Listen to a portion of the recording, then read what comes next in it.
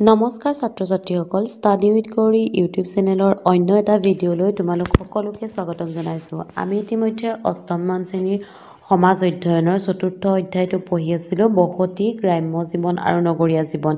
পাঠটোৰ ইতিমধ্যে বিৱৰণ বা পাঠটো তোমালোকক ইতিমধ্যে মই বুজাই দিছোঁ। আজি সেই পাঠটোৰ প্ৰশ্নোত্তৰসমূহ লগতে অতিৰিক্ত প্ৰশ্নোত্তৰসমূহ তোমালোকৰ লগত আলোচনা কৰিম। যদি ভিডিঅ'টো ভাল লাগে তেতিয়াহ'লে লাইক, কমেণ্ট আৰু শ্বেয়াৰ কৰাৰ লগতে মোৰ চেনেললৈ যদি প্ৰথমবাৰৰ বাবে আহিছা তেতিয়াহ'লে চেনেলটো ছাবস্ক্ৰাইব কৰিবা। তেতিয়াহ'লে প্ৰশ্নোত্তৰখিনি আলোচনা কৰোঁ আহা। আমাৰ প্ৰথম প্ৰশ্নোত্তৰ দিছে 1 নম্বৰ উত্তৰ লিখা।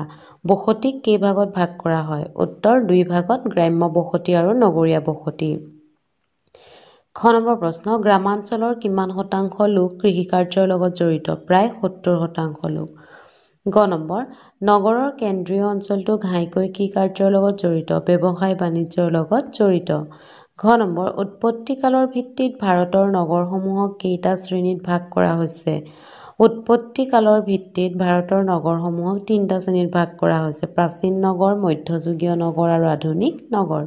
ঙ নম্বৰ, লোকপিয়ল বিভাগে নিৰ্দিষ্ট কৰি দিয়া মতে ভাৰতৰ নগৰ এখনৰ প্ৰাৰম্ভিক জনসংখ্যা কিমান হ'ব লাগে? উত্তৰ 5,500 জন। প্ৰথম অসমৰ একমাত্ৰ পৌৰ নিগম পৰিচালিত মহানগৰখনৰ নাম কি? গুৱাহাটী। আমাৰ 2 নম্বৰ প্ৰশ্ন, শুদ্ধ অশুদ্ধ লিখা। 1 নম্বৰ, নগৰীয়া বসতিতকৈ গ্ৰাম্য বসতিত জনসংখ্যাৰ ঘনত্ব অধিক। ভুল। গ্ৰাম্য বসতিৰ অধিক সংখ্যক লোক চাকৰিৰ লগত জড়িত। ভুল। নতুন দিল্লী এখন প্ৰশাসনিক নগৰ। শুদ্ধ। আগ্ৰা এখন নদীৰ পাৰত অৱস্থিত নগৰ। শুদ্ধ। শিলচৰ বৰাক নদীৰ পাৰত অৱস্থিত। শুদ্ধ। তাৰপিছত আমাৰ 3 নম্বৰ প্ৰশ্ন চোৱা, চমুকৈ উত্তৰ লিখা। গ্ৰাম্য অঞ্চলৰ বৃত্তি। সাধাৰণতে গাঁৱৰ প্ৰায় 70% লোক কৃষিকাৰ্যত নিয়োজিত হৈ থাকে। মানুহবোৰে ধান, মৰাপাট, সৰিয়হ, তিল, মাহ আৰু বিভিন্ন শাক পাচলিৰ খেতি কৰে।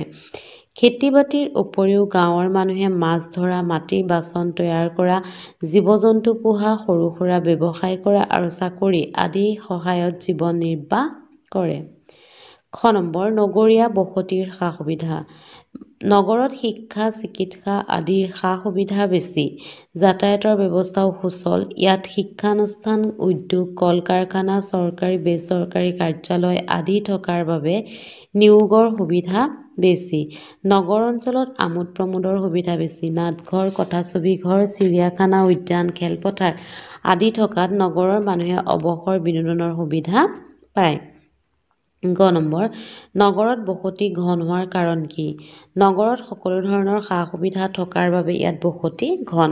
যেনে যাতায়াত ব্যৱস্থা সুচল, শিক্ষানুষ্ঠান, উদ্যোগ, কল-কাৰখানা, চৰকাৰী বেচৰকাৰী কাৰ্যালয় আদি থকাৰ বাবে নিয়োগৰ সুবিধা বেছি। আচলতে এইটো নিয়োগৰ সুবিধা নহয়, বসতি ঘন হোৱা। বসতি ঘন হয়, নিয়োগৰ সুবিধা বেছিটো তোমালোকে নিলিখিবা। কাৰ্যালয় আদি থকাৰ বাবে বসতি ঘন হয়। ঘ নম্বৰ, মেগালোপলিছ কাক বোলে? এখন মহানগৰক কেন্দ্ৰ কৰি তাৰ উপকণ্ঠ অঞ্চলৰ ভালেমান সৰু নগৰ লগ হৈ যি একোটা নগৰপুঞ্জৰ সৃষ্টি কৰে তাকে মেগালোপলিছ বোলে। আমাৰ পাঠভিত্তিক প্ৰশ্নোত্তৰ ইমানতে শেষ হ'ল। এতিয়া অতিৰিক্ত প্ৰশ্নোত্তৰ কেইটামান তোমালোকৰ বাবে লৈ আহিছোঁ চোৱা। 1 নম্বৰ, ভাৰতৰ 3খন মহানগৰৰ নাম লিখা। চুৰাট গুজৰাটত, আগ্ৰা উত্তৰ প্ৰদেশত, নাগপুৰ মহাৰাষ্ট্ৰত।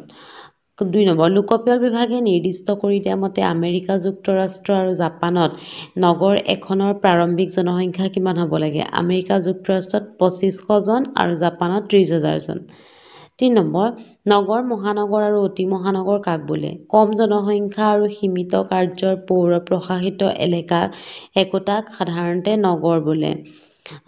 1 লাখতকৈ অধিক জনসংখ্যা থকা পৌৰ প্ৰশাসিত এলেকাক মহানগৰ বোলে। 1 নিযুতৰ পৰা 5 নিযুত জনসংখ্যা থকা পৌৰ বসতিক অতি মহানগৰ বোলে। 4 নম্বৰ, সিন্ধু উপত্যকাত পোৱা 2খন প্ৰাচীন নগৰৰ নাম লিখা। হৰপ্পা আৰু মহেঞ্জোদাৰো।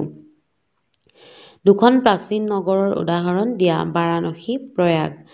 2খন মধ্যযুগীয় নগৰৰ নাম লিখা। দিল্লী, আগ্ৰা। প্ৰাচীন মধ্যযুগীয় নগৰসমূহ কি পটভূমিত গঢ় লৈ উঠিছিল? ধৰ্মীয় আৰু সাংস্কৃতিক পটভূমিত।